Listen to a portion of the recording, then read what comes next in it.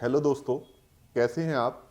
उम्मीद करता हूं सभी अच्छे होंगे। जैसा कि आप जानते हैं कि लगभग सभी यूनिवर्सिटीज़ के सेमेस्टर एग्ज़ाम चल रहे हैं, जिनमें एलएलबी, बीएलएलबी, एलएलएम, इन सभी परीक्षाओं को यानी कि सेमेस्टर एग्ज़ाम्स को दृष्टिगत रखते हुए हम लगभग सभी सब्जेक्ट्स पर अपनी वीडियोज़ बना रहे हैं, जो कि निरंतर आपको मिल रही हैं और आगे भी उम्मीद करता हूं कि ये वीडियोस आपको निरंतर मिलती रहेंगी।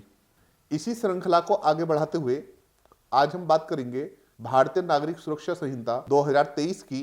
जैसा कि आप जानते हैं, सीसीएस यूनिवर्सिटी में ओल्ड और न्यू सब्जेक्ट्स दोनों को मालूम किया जा रहा है, यानी कि जिनके पीछे वाले एग्जाम्स हैं, बैक्स पेपर वगैरह जिनको देने हैं, उनसे जो है सीआरपीसी ही मालूम किया जा रहा है, जबकि न्यू पैटर्न है, फ्रेशर हैं, उनसे जो है बीएनएसएस मालूम किया जा रहा है। तो हम दोनों को दृष्टिगत रखते हुए यानी कि कॉम्पेरेटिव, दोनों का कंपैरिजन करते हुए हम इसे डिस्कस करेंगे। आज हम सबसे पहले समझने की कोशिश करेंगे cognizable and non cognizable offence को। तो आज हम बात करेंगे संज्ञेय और असंज्ञेय अपराध की।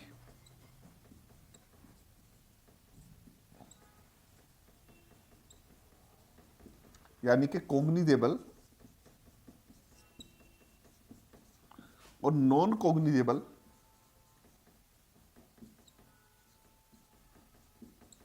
ऑफेंस की। तो सबसे पहले हम यह जानने की कोशिश करेंगे कि इसके रिगार्डिंग प्रोविजन कहां पर है। इसके रिगार्डिंग प्रोविजन कहां पर है? तो एक तो हम सीआरपीसी को देखेंगे और फिर बीएनएसएस को देखेंगे।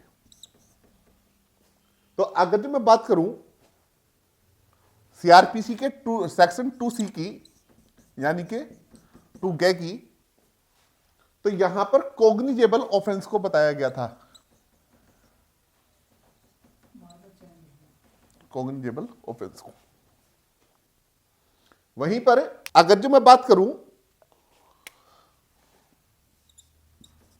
सेक्शन 2L की, यानी कि जिसको हम 2 बोलेंगे, तो यहां पर नॉन कॉग्निजेबल ऑफेंस को बताया गया था, केवल ऑफेंस को। तो ये जो प्रोविजन है ये तो सीआरपीसी के थे, लेकिन वहीं अगर जो मैं बीएनएसएस की बात करूं तो बीएनएसएस के सेक्शन 2 में, सेक्शन 2 के जी में, यानी कि 2(6) में कॉग्निजेबल ऑफेंस को जो है बताया गया है। वहीं पर सेक्शन 2 के ओ में, यानी कि यहां पर नॉन कॉग्निजेबल ऑफेंस को जो है बताया गया है। यानी कि आप ऐसे समझिए कि जो कॉग्निजेबल ऑफेंस जो सीआरपीसी में 2C में था, अब वो बीएनएसएस में 2G में है, और जो नॉन कॉग्निजेबल ऑफेंस सीआरपीसी के सेक्शन 2L में था, अब वो 2O में है। तो ये तो जनरली हमने देखा प्रोविजन। तो सबसे पहले हम ये समझने की कोशिश करते हैं कि कॉग्निजेबल ऑफेंस होते क्या है और नॉन कॉग्निजेबल ऑफेंस कौन से होते हैं। तो याद रखना, कॉग्निजेबल ऑफेंसेस वो ऑफेंसेस होते हैं कि जिसमें पुलिस अधिकारी विदाउट वारंट अरेस्ट कर सकता है, और नॉन कॉग्निजेबल ऑफेंस वो होते हैं कि जिसमें पुलिस ऑफिसर जो है विदाउट वारंट अरेस्ट नहीं कर सकता। ये तो हम जनरली जानते हैं, लेकिन सबसे पहले हम इसके प्रोविजन को पढ़ने की कोशिश करेंगे। तो इसके लिए निकाल लीजिए बेरक, और बेरक में एक बार निकालिए सेक्शन 2G को, बीएनएसएस का सेक्शन 2G, जो कॉग्निजेबल ऑफेंस को डिफाइन करता है। यह कहता है cognizable offence means an offence for which and cognizable case means a case in which a police officer may, in accordance with the first schedule or under any other law for the time being in force, arrest without warrant। तो 2G ने क्या कहा कि cognizable offence means an offence, यानी कि संज्ञेय अपराध से ऐसा अपराध अभिप्रेत है for which and cognizable case means a case in which a police officer may in accordance with the first schedule or under any other law for the time being enforce arrest without warrant। यानी कि cognizable offence वो offences हैं जिसमें police officer जो है according to first schedule without warrant arrest कर सकता है। हिंदी में एक बार देखें फिर इसका हम कंसेप्ट डिस्कस करते हैं कि संज्ञेय अपराध से ऐसा अपराध अभिप्रेत है जिसके लिए, और संज्ञेय मामला से ऐसा मामला अभिप्रेत है जिसमें पुलिस अधिकारी प्रथम अनुसूची के या तत्समय पूर्वक किसी अन्य विधि के अनुसार वारंट के बिना गिरफ्तार कर सकता है।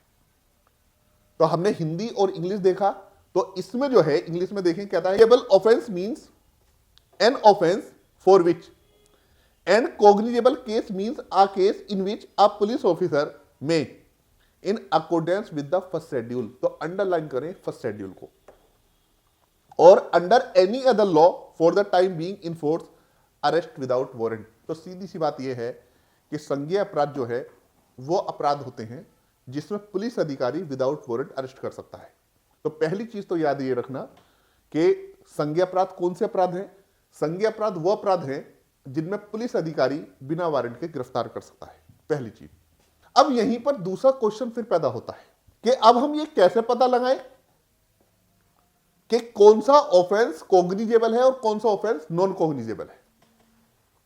तो जैसा कि आप जानते हैं कि बीएनएसएस जो है वो बीएनएस का प्रोसीजर है।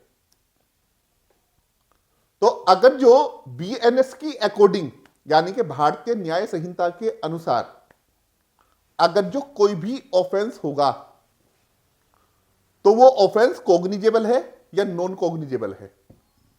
तो इसके लिए हमें फर्स्ट शेड्यूल को देखना पड़ेगा। जो बीएनएसएस है इसके लास्ट में 2 शेड्यूल दिए गए हैं। जो फर्स्ट शेड्यूल है उसमें 6 कॉलम है, और जो कॉलम नंबर 4 है वो ये बताता है कि ऑफेंस कॉग्निजेबल है या नॉन कॉग्निजेबल है।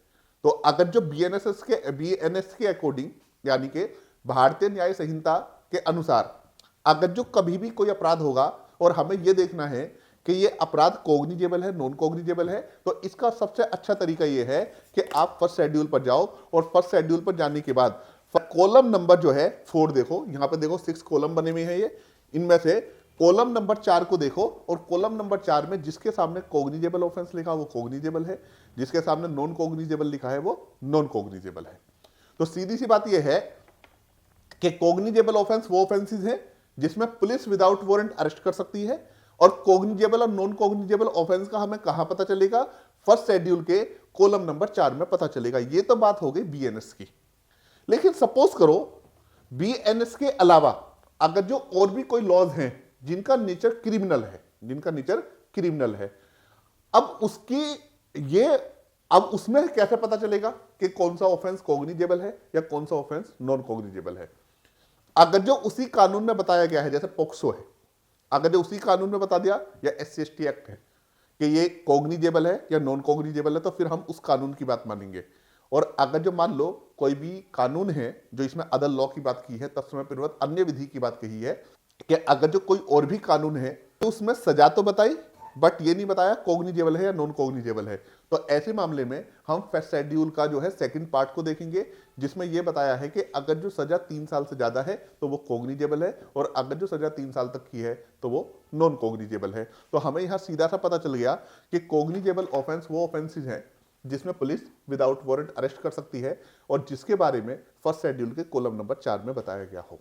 इसी तरीके से अगर जो हम बात करें असंज्ञेय अपराध की, यानी कि नॉन कॉग्निजेबल ऑफेंसेस की, कि नॉन कॉग्निजेबल ऑफेंसेस कौन से हैं, तो नॉन कॉग्निजेबल ऑफेंस के रिगार्डिंग जो प्रोविजन किया गया था वो सीआरपीसी के सेक्शन 2L में किया गया है, जबकि बीएनएसएस के सेक्शन 2O में किया गया है। तो अब अगर जो हम ये देखें कि असंज्ञेय अपराध कौन से हैं, तो याद रखना नॉन कॉग्निजेबल ऑफेंस वो ऑफेंस है जिसमें पुलिस विदाउट वारंट अरेस्ट नहीं कर सकती, और कौन सा ऑफेंस नॉन कॉग्निजेबल है इसको भी फर्स्ट शेड्यूल के कॉलम नंबर 4 में जो है बताया गया है। तो जनरली ये हमें पता चल गया कि कौन से ऑफेंस कॉग्निजेबल हैं और कौन से ऑफेंस नॉन कॉग्निजेबल है। देखो बहुत सीधा सा टेस्ट है, कोग्निजेबल ऑफेंस वो है जिसमें पुलिस विदाउट वारंट अरेस्ट कर सकती है। नॉन कोग्निजेबल ऑफेंस वो है जिसमें पुलिस विदाउट वारंट अरेस्ट नहीं कर सकती।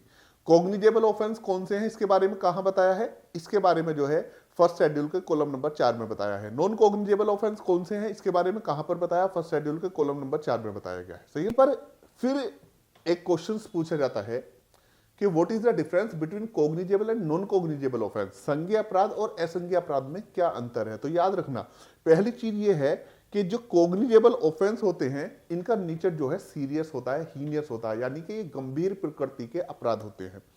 जबकि नॉन कोग्निजेबल ऑफेंस जो हैं ये हीनियस नेचर के नहीं होते, यानी कि इनका जो नेचर होता है वो जनरल होता है, ये साधारण प्रकृति के अपराध होते हैं।